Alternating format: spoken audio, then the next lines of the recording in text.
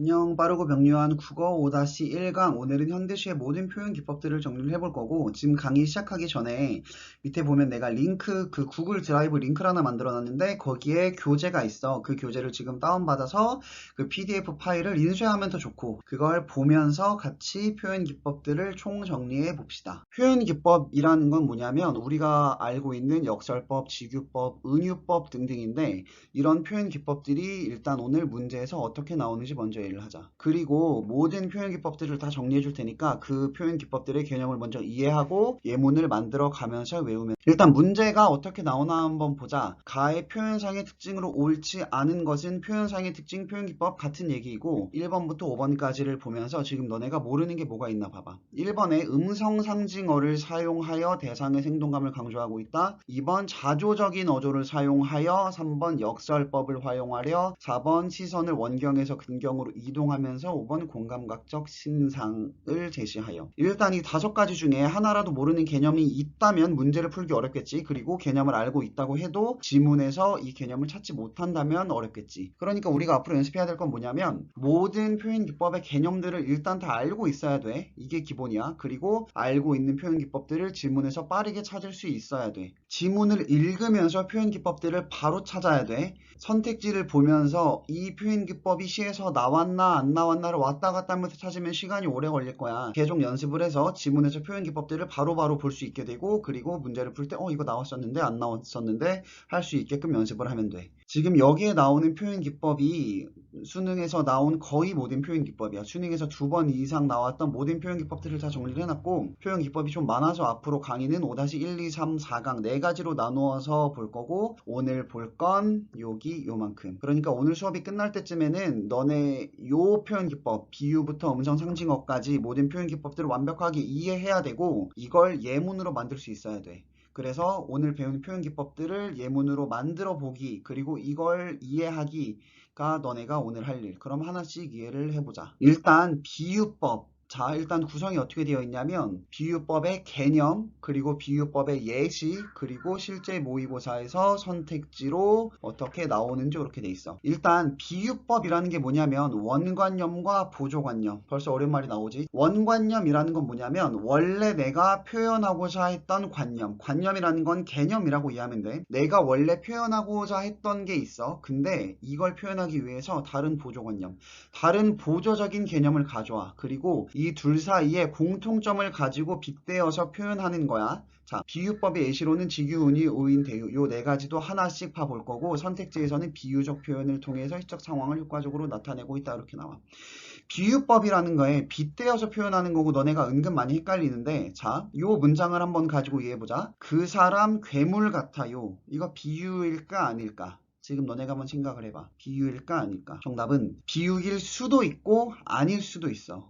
왜냐면 그 사람 괴물 같아요 라는 문장이 어떨 때는 비유이냐면 어떤 축구 선수가 있어. 근데 그 축구 선수가 피지컬이 너무 좋고 운동을 너무 잘해. 괴물처럼 운동 능력이 좋아. 그래서 우리가 와, 저 선수 진짜 괴물 같다 라고 할 때는 비유법이지. 왜? 원관념, 그 축구 선수, 내가 말하고자 하는 사람, 보조관념, 괴물, 이 둘 간의 공통점 뭐야? 신체 능력이 엄청나게 뛰어나다라는 거지. 이럴 때는 비유법이야. 근데 너네가 어떤 사람이 있는데 그 사람이 밤마다 뭔가로 변신하는 걸 봤어. 그래서 나한테 와서 얘기해. 저 사람 괴물 같아요. 지금도 비유법이야? 아니지. 지금은 진짜 저 사람이 괴물같이 생각된다라고 말하는 거지. 이때는 비유법이 아닌 거야. 오케이? 자, 저 사람이 괴물 같다라는 걸 원관념과 보조관념 그 둘 사이에 공통점을 가지고 말할 때는 비유이지만 그냥 있는 그대로 사실을 말할 때는 비유법이 아니라는 거. 저 사람 거인이야. 비유야 아니야? 이것도 비유일 수도 있고 아닐 수도 있지. 그 사람이 엄청 거대한 업적을 이룬 사람이야. 그래서 거인과 그 사람의 공통점, 거대하다라는 걸 비유적으로 표현한 거면 비유법이겠지만 저 사람이 진짜로 거인이야. 실제로 어떤 거인의 사전적인 정의, 예를 들면 뭐 키가 10m 이상 되는 사람을 거인이라고 정의해보자. 그래서 저 사람 거인이야, 거인족이야 라고 할 때는 비유법이 아닌 거지. 오케이? 비유법 정확히 이해하고 지금 그 사람 괴물 같아요 라는 문장을 너네가 설명하는 연습을 통해서 어떨 때는 비유고 어떨 때는 비유가 아닌지, 비유법이 뭔지를 이해하는 연습을 하고 넘어갑시다. 다음 직유법. 직유법은 비유법인데 뭐뭐처럼, 뭐뭐 같이, 뭐뭐 듯이 등의 연결어를 사용해서 직접적으로 비유하는 거야. 예시를 보면 바닥에 바짝 엎드린 가재미처럼 그녀가 누워있대. 자, 일단 이게 직접 비유하는 비유법이니까 그녀가 진짜로 가자미라는 게 아니고 그녀와 가자미의 공통점, 원관념인 그녀와 보조관념인 가재미, 그리고 이 둘 사이의 공통점을 가지고 뭔가를 표현했어야 되는 거지. 그리고 가재미처럼 이라는 연결어를 사용했으니까 이건 직유법인 거야. 선택지에서는 직유법을 활용하여 대상의 특성을 구체적으로 드러내고 있다와 같은 게 나오는데, 그럼 우리가 뭘 찾으면, 이런 선택지가 있으면 지문에서 뭐뭐처럼, 뭐뭐같이, 뭐뭐듯이를 사용한 직유법이 나왔는지를 확인하면 되는 거지. 다음으로는 의인법과 화류법을 봅시다. 의인법은 사람이 아닌 걸 사람처럼 표현한 거고, 화류법은 무생물, 생물이 아닌 걸 생물처럼 표현한 거야. 꽃이 나에게 손을 흔든다. 요건 의인법이지. 왜냐면 꽃, 사람이 아닌 거, 요걸 나에게 손을 흔든다라고 사람처럼 표현한 거. 바다가 야위였다. 요건 화류법이지. 왜냐면 바다, 이건 생물이 아니잖아. 살아있지 않잖아. 근데 야위였다. 요건 생물이면 다 할 수 있는 거니까 생물처럼 표현한 거지. 근데 의인법과 화류법을 너무 구분하려고 애쓸 필요는 없어. 요런 사소한 걸로 문제를 내진 않으니까. 근데 선택지에서 자연물에 인격을 부여하여 이런 말이 나오면 어떤 자연물을 인격을 부여했다. 사람처럼 표현하는 거. 의인법을 찾으면 돼. 특정 대상을 인간적 속성을 지닌 존재로 형성하고 있다. 요것도 의인법으로 쓴 거. 그러니까 의인법이나 화류법이나 중요한 건 뭐냐면 사람이 아닌 대상을 혹은 무생물을 사람처럼 표현하거나 생물처럼 표현하거나, 꽃이 나에게 손을 흔든다. 꽃은 손이 없으니까 손을 흔들 수 없고 손을 흔드는 건 사람만 하는 거지. 요런 게 의인법. 반어법은 반대로 말하는 어법이야. 뭐랑 반대로? 속마음이랑 반대로. 어떤 시트콤에서 애가 설거지하다 그릇을 깼어. 그때 엄마가 옆에서 와서 뭐라고 말하냐면, 야, 잘한다, 잘해, 남은 것도 다 깨지 그랬냐? 라고 얘기해. 그러면 애가, 아, 잘했구나, 남은 것도 다 깨야겠다, 이러고 다 깨겠어? 아니지. 엄마가 지금 반어법으로 속마음이랑 반대로 말한 거잖아. 또 예를 들어서 너네가 친구를 만났는데 친구가 1시간 늦게 왔어. 그때 야, 진짜 일찍 왔다, 이럴 거면 내일 오지 그랬어? 라고 얘기해. 진심이야? 아니지. 반대로 말하는 거잖아. 속마음이랑 반대로 말하는 게 반어법. 실제로 시에서는 어떤 예시가 있냐면 진달래꽃이라는 시에서 이별하기가 너무너무 싫은 상황이야. 그 상황에서 죽어도 아니 눈물 흘리우리다. 얘가 진짜 죽어도 안 울겠대. 진짜 안 울겠다라는 걸까? 이 사람 헤어지면 엄청 울 것 같지 않아? 아니, 나 죽어도 안 울 건데 이거 울겠다라는 거지. 그래서 속마음과 반대로 표현하는 게 반어법. 선택지는 어떻게 나오냐면 반어적 표현을 사용해서 숨은 의미를 나타내고 있다. 이렇게 나옵니다. 그 다음은 역설법. 이건 좀 어려우니까 천천히 정확히 볼게. 역설법은 모순되어서 논리적으로 말이 안 되는 상황, 예를 들면 비울수록 채워진다, 이기는 게 지는 거다, 이런 거거나, 아니면 서로 상충, 서로 부딪히는, 그러니까 양립할 수 없는 두 개의 단어가 동시에 쓰이는 거야.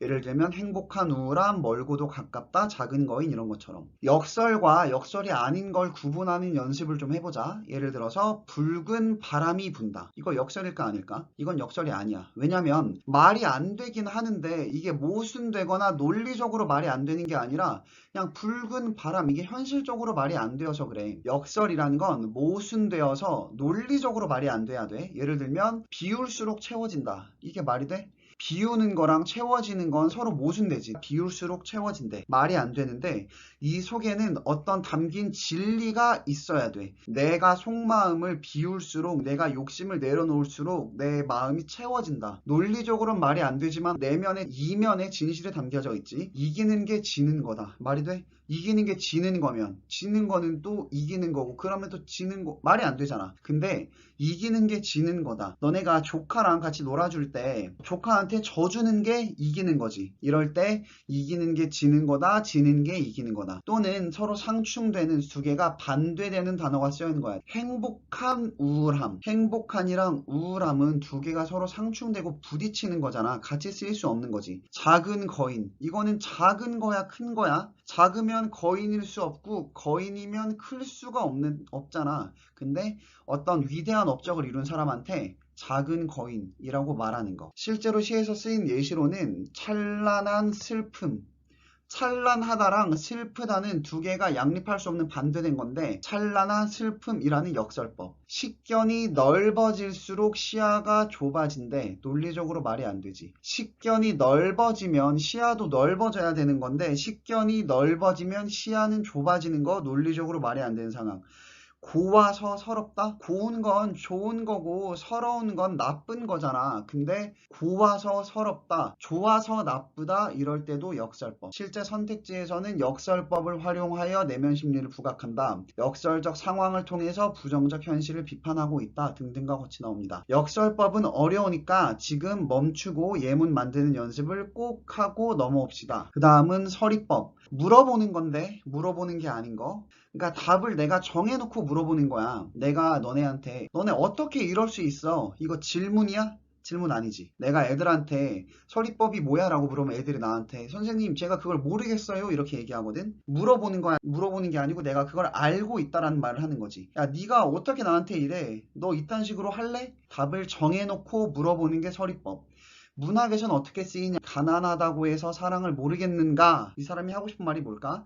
가난해도 사랑을 알고 있다라는 말을 하는 거지. 30, 높은 벼슬, 이걸 부러워하랴? 이 사람은 30이 부러울까 안 부러울까? 안 부럽겠지. 나는 그것도 안 부럽다라는 말을 하는 거. 여기에서 문장 하나를 보자. 서리와 아닌 걸 구분해보자. 그대 나를 생각하는가? 서리일까 아닐까? 또 하나. 그대 어찌 나를 생각 안 하는가? 서리법일까 아닐까? 그대 나를 생각하는가? 이건 서리법이 아니고 이건 그냥 의문형 어미야. 의문형 어미라는 건 뭐냐면 의문형, 의문을 갖다 물어보는 어미는 말의 끝이거든. 그러니까 이건 진짜 물어보는 거야. 그대 나를 생각하고 있나 안 하고 있나 내가 의문을 가지고 진짜 물어보는 거. 근데 그대 어찌 나를 생각 안 하는가? 이건 서리법이지. 왜냐면 그대 어째서 나를 생각 안 하는가? 이게 어째서 나를 생각 안 하는지 물어보는 거야. 너가 나를 생각 안 하고 있는 걸 내가 원망하고 있는 마음이지. 그래서 이건 의문형 어미, 이거는 서리법. 선택지에서는 어떻게 나오냐면 서리적 표현을 통해서 현실에 대한 화자 인식을 드러낸다. 물음의 형식을 활용하여 화자의 심리를 표출. 그러니까 물어보는 형식만 쓰는 거야. 그래서 화자가 어떤 하고 싶은 말을 해. 이건 서리법, 물어보는 형식을 통해서 화자가 하고 싶은 말을 하는 거. 요거 두 개가 서리법이라는 걸 알아두옵시다. 다음은 도치. 바꾸는 거야, 말의 순서를. 바꾸는 거, 말의 순서를. 어떤 거냐면 옛날에 어떤 드라마에서 이런 대사가 있었어. 시켜줘, 너의 명예소방관. 시켜줘, 너의 명예소방관. 무슨 말인지 알겠지? 시켜줘, 너의 명예소방관.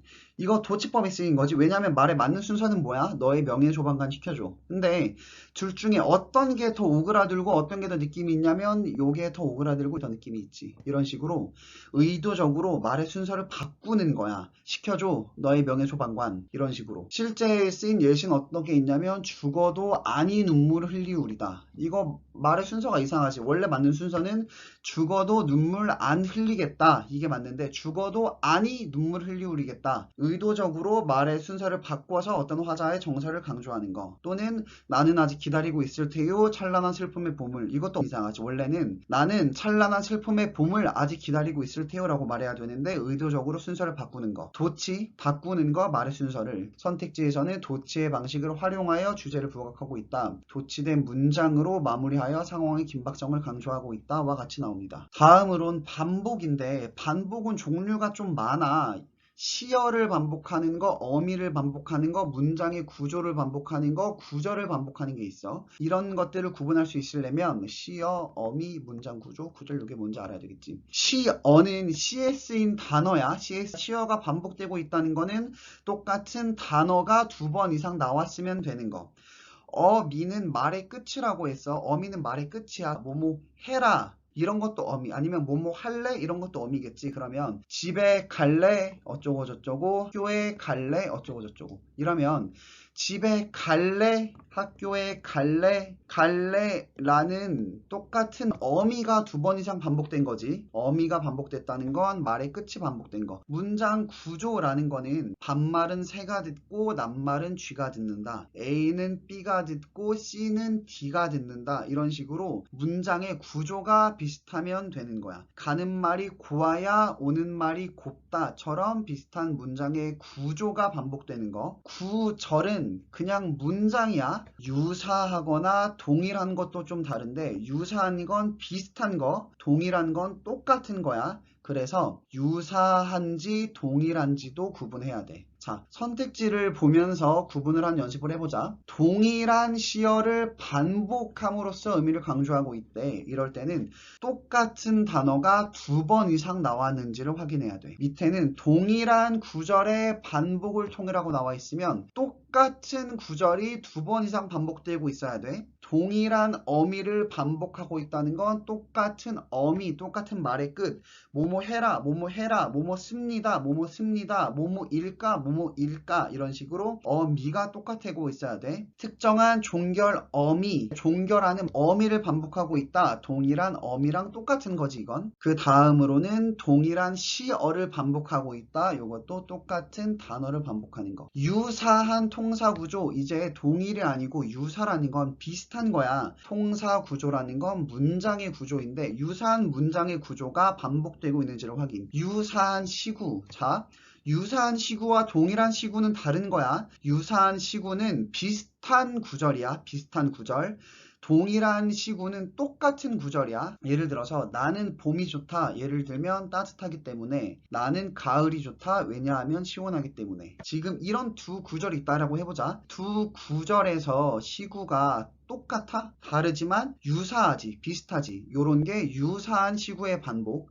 동일한 문장의 형태, 이것도 동일한 통사 구조랑 똑같이 문장의 형태가 비슷한지. 시어가 반복된다, 동일한 단어가 반복된다. 동일한 시어, 유사한 통사 구조, 유사한 시어, 유사한 시구, 동일한 시구 등등이 많은데 동일한 건 똑같은 거, 유사한 건 비슷한 거, 시어, 시에 쓰인 단어, 구절, 시의 구절, 통사 구조, 문장의 형태, 어미, 말의 끝, 이걸 머릿속에 잘 넣어놓고 갑시다. 다음은 대꾸법인데 대꾸법은 비슷한 문장의 구조를 나란히 놓는 거야. 자, 우리 여기 그림을 한번 봐보자. 반복이라는 거 안에 유사한 문장이 반복되는 것도 있고 어미가 반복되는 것도 있고 시어가 반복되는 것도 있어. 그리고 유사한 문장이 반복되긴 하는데 그 반복되는 게 나란히 반복되잖아? 그럼 이제는 대꾸법이야. 다시 한번. 유사한 문장이 반복되고 있는데 2개가 나란히 나와야 돼. 나란히 나온다는 건 연속해서 나와야 돼. 유사한 문장의 구조가 연속해서 나오면 그게 대꾸법이다. 예를 들어서 강강술래 나는 논이 되고 싶었다. 강강술래 나는 밭이 되고 싶었다. 요 2가지 문장이 연속해서 나오고 있지. 그리고 요 2 문장이 비슷해. 강강술래 나는 논이 되고 있다. 강강술래 나는 밭이 되고 있다. 똑같진 않아. 왜냐면 논과 밭이 다르니까. 똑같진 않지만 2개의 구조가 유사해. 그리고 이게 반복되고 있어. 그때는 비슷한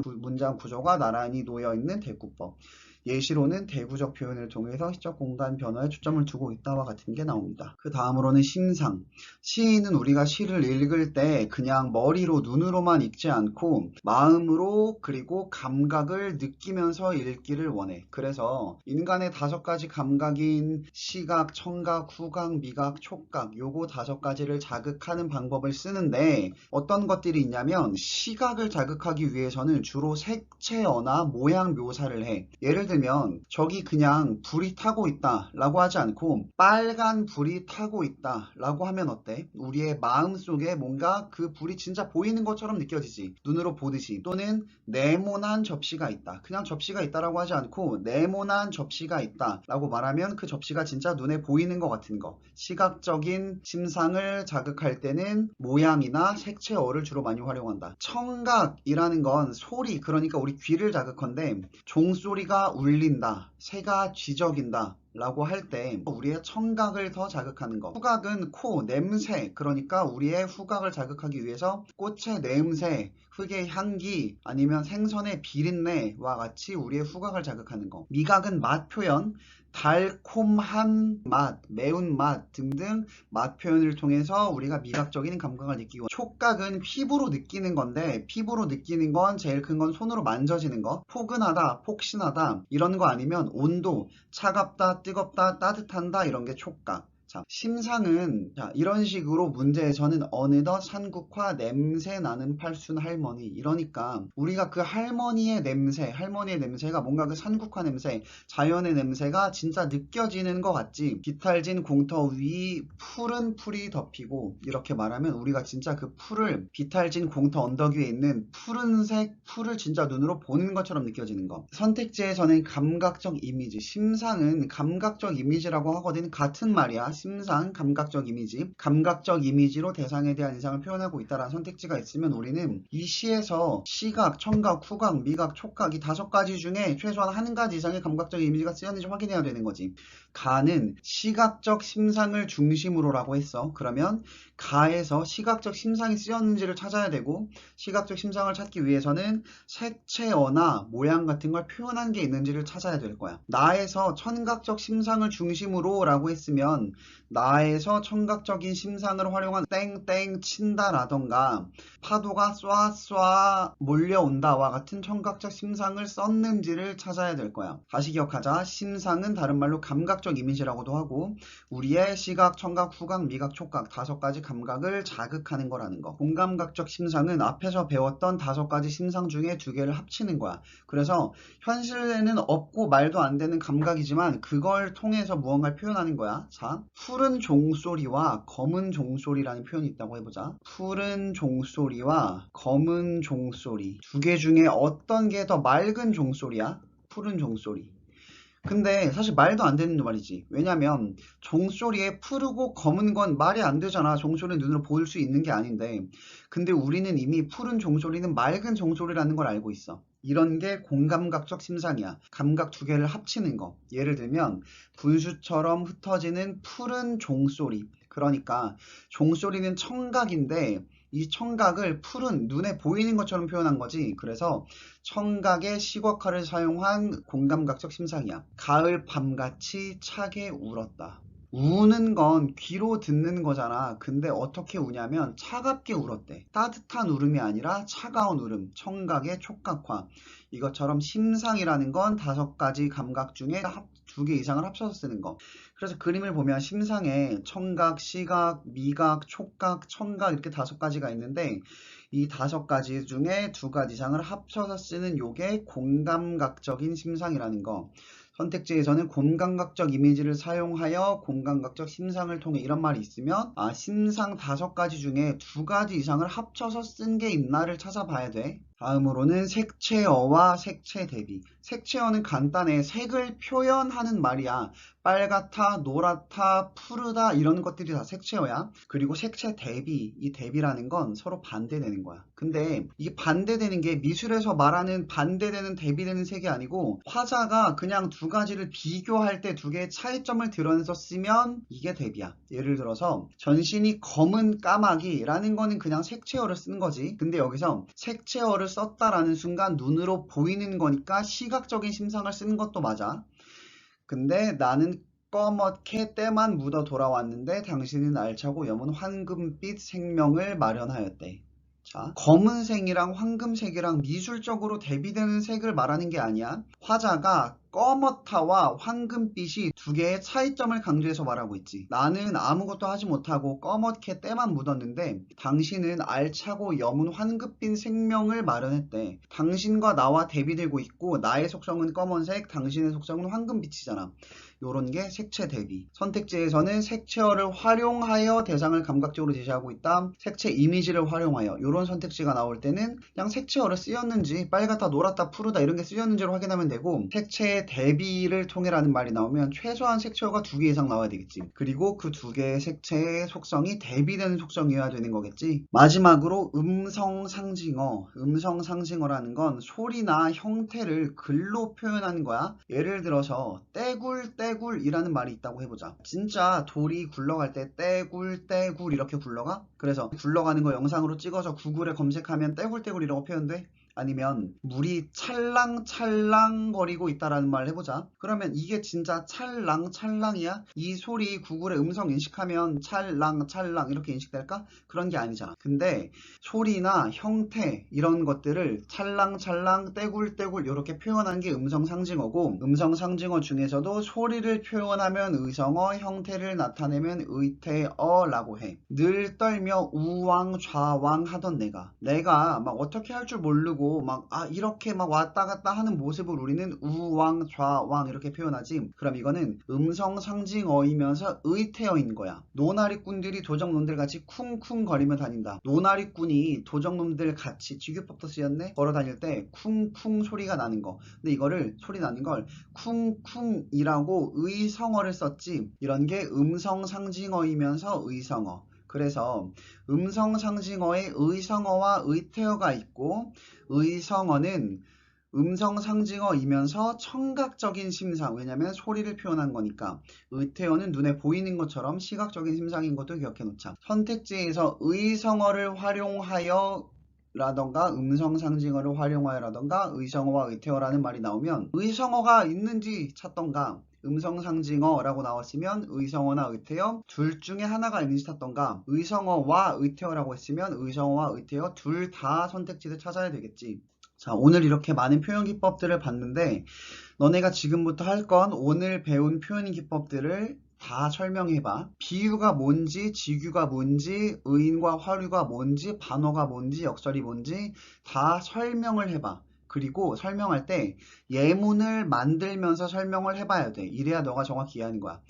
역설법을 예를 들면 향긋한 악취, 향긋한 것과 악취 2개가 서로 붙어 있는 게 말이 안 되잖아. 2개가 서로 대립되는 거니까 심상, 신상을 먼저 설명해 보면 인간의 오감, 시각, 후각, 청각, 촉각, 미각 이 5가지를 자극하는 거. 그래서 시각을 자극할 때는 어떤 걸 쓰고 청각을 자극하는 건 어떤 게 있고 등등을 설명하기, 그리고 예시를 만들기.